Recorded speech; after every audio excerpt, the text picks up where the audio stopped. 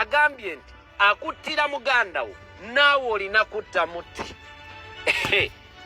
Kamaloba we ebigambo bino munaagamba muwanda ebigambo mukamwa ate nkomewo mbabuulire lwaki mbagamba nti ebigambo bino byolekedde okumwefuulira. Video tukyagiriko tulina ogendako mu Northern Uganda tulabe embeera nga bweyimiridde. Meeting yaliwo wiiki eno gye tukubye omugongo wakati w'abaloko leader ab'omu Northern Uganda ne General Yoweri Kaguta Tibahabulwa yali wali Ntebe naye ng'ebigendererwa byali ki mugenda kubeera nga byonna mubitegeera mu lulimi olunyaanyimbe nja kubiwaddiramu mu Luganda mubitegeere bulungi era mubinnyonnyoke. Eri mmwe abali mu Northern Uganda obubaka obwammwe bugenda kubeera mu lulimi olufuutifuuti.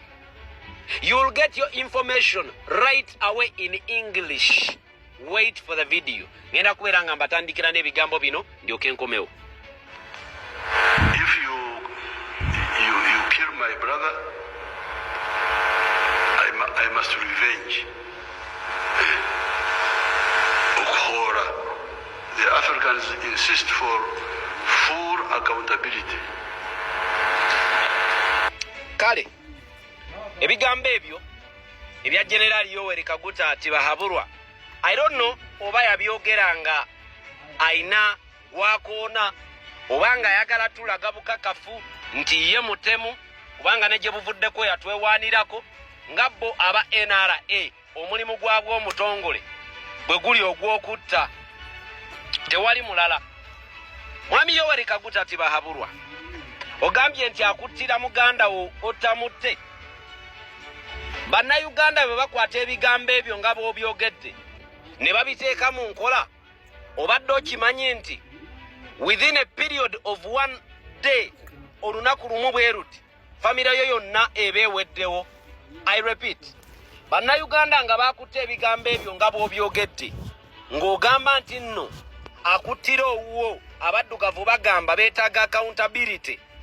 Okimanyi nti bannayuganda within one day famire yo yonna eba eweddewo kababeere baana bo abantu bonna abakulinako akakwate baba balina okuggibwawo.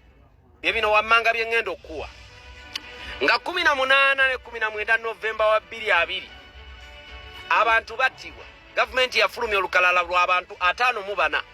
Abantu abo battibwa General Yoweri Kaguta Tibahabulwa yavaayo ne yeewaana n'agamba nti yayungula amagye amalwanyi g'entalo n'agayiwa mu kibuga Kampala ne gakola omulimu gwago. Kwolwo twategeera abantu baafa bameka baali bayita ne mu 150. Gavumenti yatugamba 54. Bwe tuba bakomyawo bigambo ebyo nga bw'obyogedde General Yoweri Kaguta Tibahabulwa ne byapulayinga ku ggwe mumala ennaku mmeka nga temuliiwo. Manyi waliwo ebintu bye mwogera ne mwerabira nti ebintu bino bye mwogera nammwe time egenda kutuuka nga bireflectingira ku mmwe. Byebyo byentera okuwabula bannamateeka n'abantu ababaga amateeka mu Parliament nga mbagamba nti amateeka gano ge mubaga time egenda kutuuka nga nammwe gabakwata. Kati wulira General Tibahabulwa byayogedde. General Tibahabulwa obadde okimanyi nti muganda waffe Kawuma lwe yafiira mu Arua wavaayo ne weewaana nti gwe yali emabega w'ebintu ebyo era n'otwewaanira nako mutabani wo n'avaayo n'atenda n'agamba nti yali ready okutta Kabobi ku olwo. Ekyo mukijjukira bulungi. Njagala kati weeteekeko mu bigere bya famire y'abooluganda lwa Kawuma. Njagala weeteekeko mu bigere ebya mwannyina wa Kawuma oba obeereko mu bigere ebya maama wa Kawuma eyafiira obulamu bwe mu bitundu bya Arua. Ng'oli mu kwogera ebigambo ebyo nabo bawoolerenga ggwe bw'oyogedde mu bigambo. Generali Yoweri Kaguta Tibahabulwa twafiirwa bannayuganda ebbanga eritali ddene emabegako wakati mu campaign trail ng'oggyeko bali abaafa nga 18 ne 19 Novemba. Bannayuganda be twafiirwa mwe mwajjira ne Franka, mwe mwajjira Rita Nabukenya, Dani Kyeyune n'abalala abali ku lukalala. Bonna baafiira ku biragiro byo kuba gwe yaduumira ab'ebyokwerinda bakuba abantu. Rita Nabukenya yafiira Naggulu, military patrol ye yamutomera. Kadenge ye yatomera Rita Nabukenya. Newankubadde nga waliwo eddwaliro ly'e Naggulu ebigere nga 10 okuva naawe we baamutomerere waliwo kamera footage teyafuluma. Ate era mu kifo ky'okumutwala mu ddwaliro e Naggulu baavuga muvuge ne bamutwala e Mulago okudireyinga Rita afiire mu kkubo. Rita ne tumufiirwa. Njagala weeteekeko mu bigere ebya famire ya Rita Nabukenya nga bawulidde ebigambo ebyo kye baaliyogedde era baali badde bakola ki.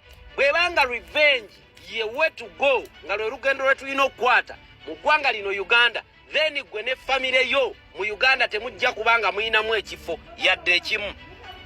Kuba abantu abakafiira mu mikono gyammwe be bangi.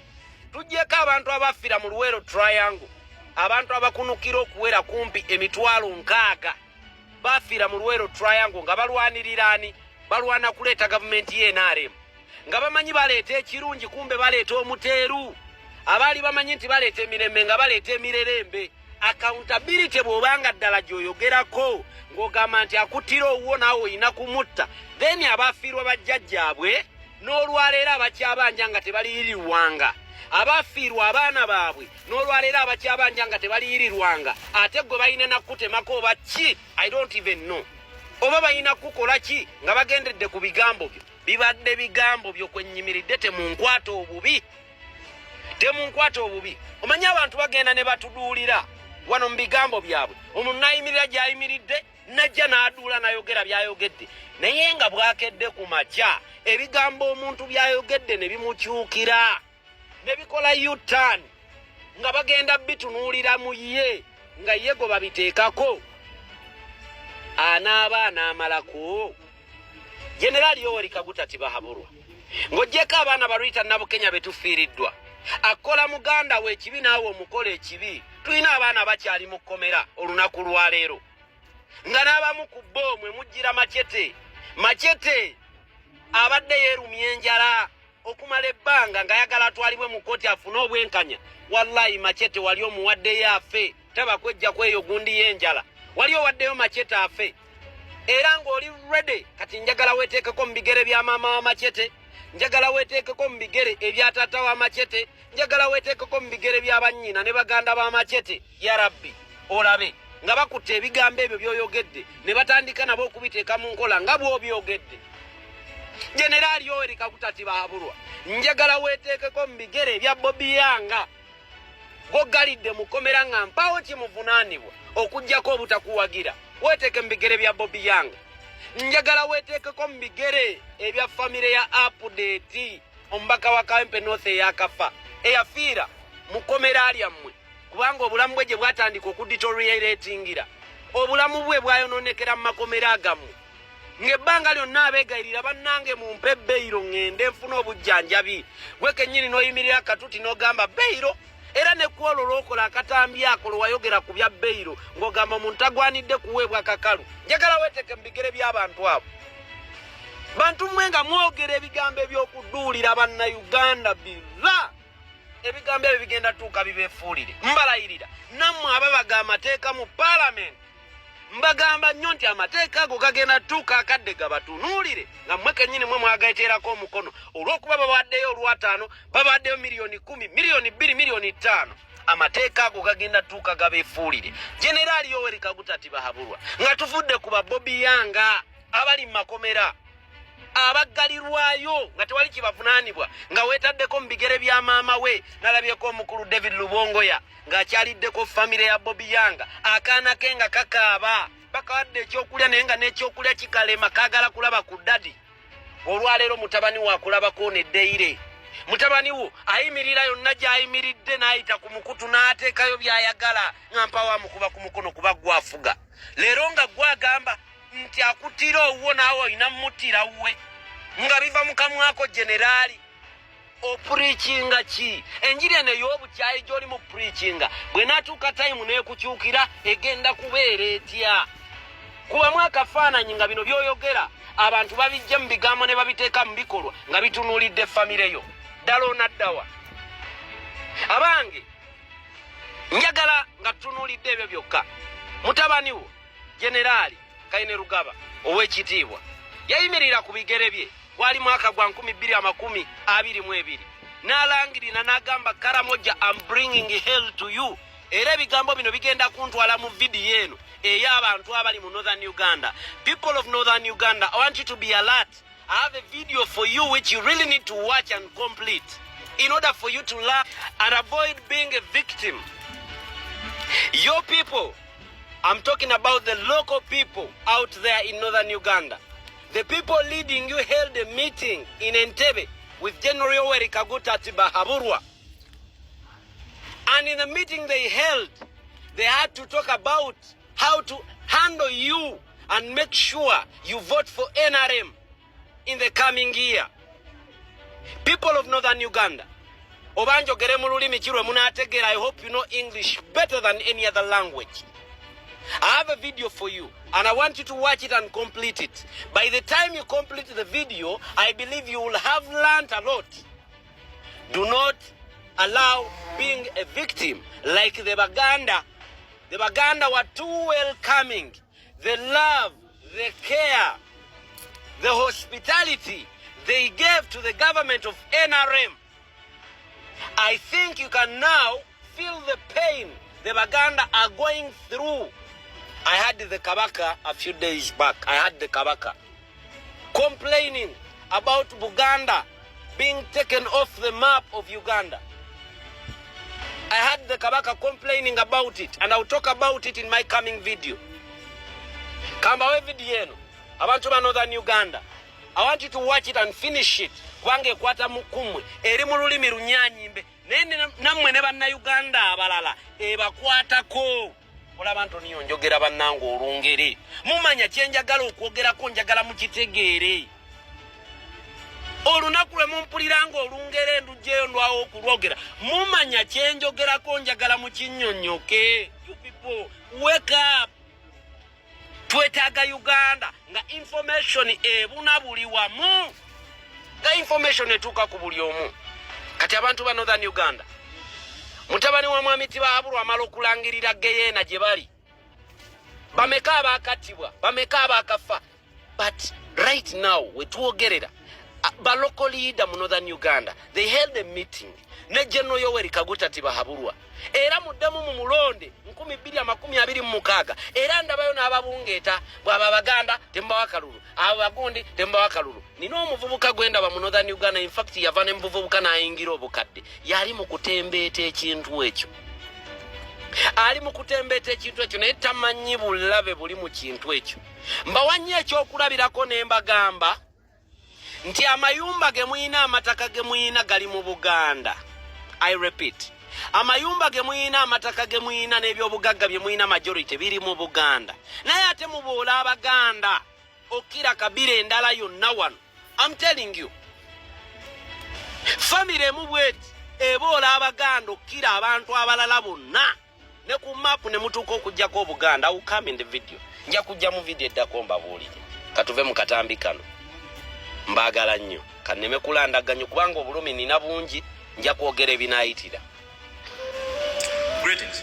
I hope everybody is doing okay. Now this is a quick one, and I hope it finds you well, especially you, a brother and a sister from the region of the greater north of our country, specifically the Republic of Uganda.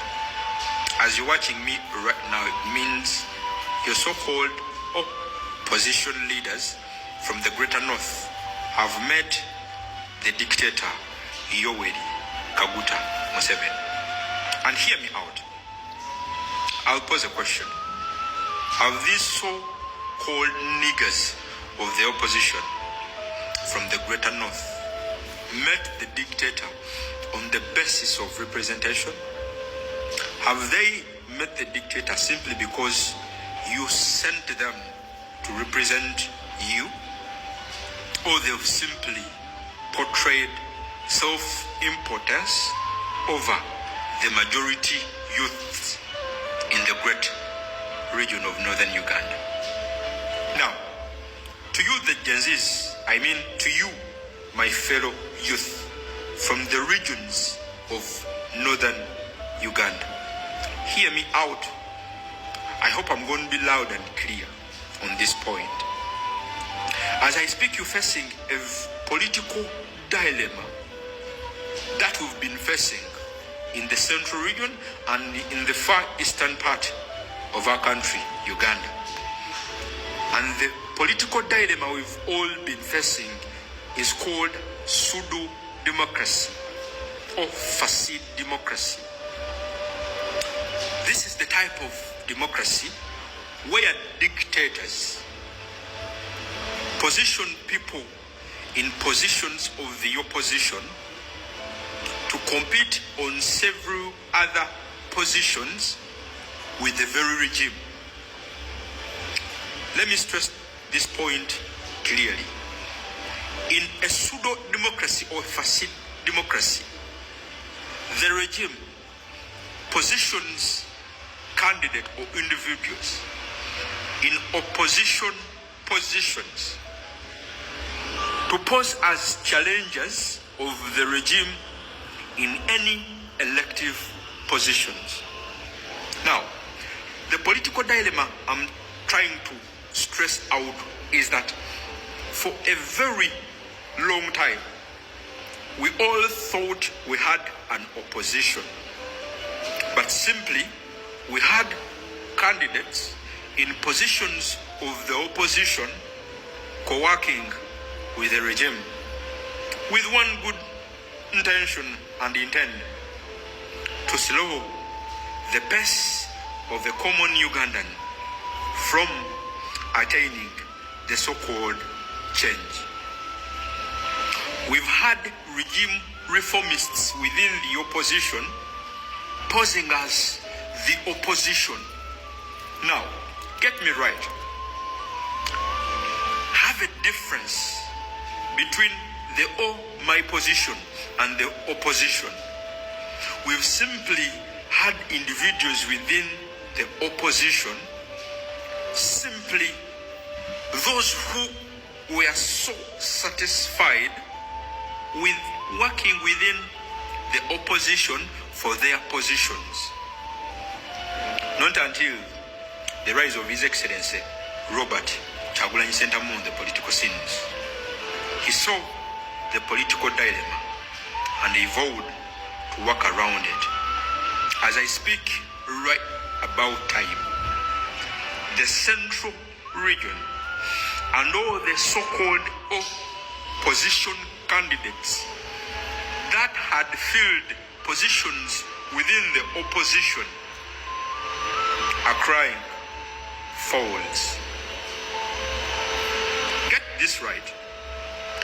Every 5 years in our country, we get an opportunity to assert our voices. We get an opportunity to be heard. We get an opportunity to change things. Don't you be among the fools that repeat the very same things over and over time, expecting a very different result. To you, the fellow Gensis of the Greater North, the greater northern part of Uganda, you, the bones of 1990s, still today, don't you repeat the very same mistakes your forefathers and grandfathers, mothers did. Repeating the very same cycle of things, expecting a different result. It's on record statistically that for the last 20 years plus, the Greater North has been voting the NRM back and back in power. Allow me pose a question. What difference have you seen for the last 30 years you've been voting the very same regime over and over again? How comes the regions that were perceived, what the word perceived to be regions of the opposition, which we've later come to realize that they were not even regions of the opposition, they are regions of opposition. How comes these so-called regions of the oppositions have seen some developments in the years, yet they've not been necessarily voting for the NRM? To you, the brother and sister from northern Uganda, watching this very clip right here, how about if you turn the tables around and vote strictly for candidates will never compromise what you've sent them to do for the greater region of northern Uganda. The so-called opposition members in the opposition from your region, they've simply felt positions in the opposition, but they've never been on your side. The same applies for those you've been voting within the NRM. Now let me stress out one fact. The regime has been playing around the minds of the people of the Greater North only in one way, by appointing some big figures from the region of the Greater North into higher offices, simply to bring you comfort that at least you have a person of your own, a person of your liking, a person, a child, a grandson of your region occupying a very big office. For over the past years, we've seen the regime under Museveni trying to appoint different types of big figures from different other regions of the country into higher positions, simply to bring comfort to the people of those very regions. But hear me out. How comes they've been appointing greater people, greater minds from your different localities into the higher offices in the land? How comes that you haven't seen development within your different other regions? Yet you've had bigger names in big offices. They've kept you in comfort by appointing some big names from your regions, and you've sat back expecting and hoping things to change someday, only to wait on and on and on. To you, the Gen Z watching this very video, I'm not here to campaign for my president, His Excellency Robert Kyagulanyi SENTAMU. I'm here to simply let you know and make a suggestion that what if come 2026 you protested? What if when you voted differently? What if when you voted strictly for the opposition and completely for candidates that will never compromise their integrity, the integrity of the people?